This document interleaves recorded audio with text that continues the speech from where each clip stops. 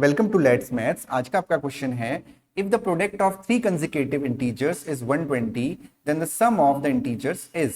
यदि तीन क्रमागत पूर्णांकों का गुणनफल 120 है तो पूर्णांकों का योग क्या है।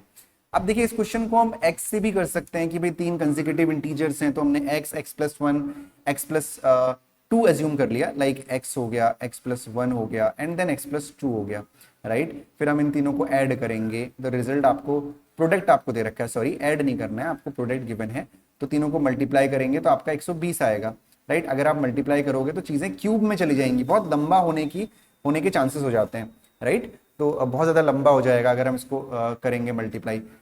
इसीलिए हम कोशिश करेंगे कि इसको हम किसी और अप्रोच से सॉल्व कर सकें।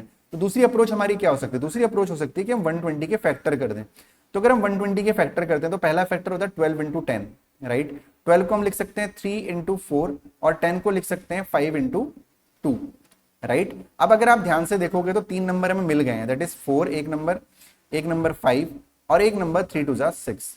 तो यार हम तीनों का मल्टीप्लाई करते हैं, तीनों कंसेक्यूटिव भी हैं, 4 5 6 कंसेक्यूटिव इंटीजर्स भी हैं और तीनों का मल्टीप्लाई 120 भी है, तो तीनों का सम निकालना है। तो 4 + 5 + 6, तो 6 और 4 10 और 5 15 is your right answer, option number D. तो कई बार क्वेश्चंस को हम लोग दूसरे भी अप्रोच से सॉल्व कर सकते हैं, just go through the approach कि कैसे क्वेश्चन इजीली सॉल्व हो सकता है। Thank you so much.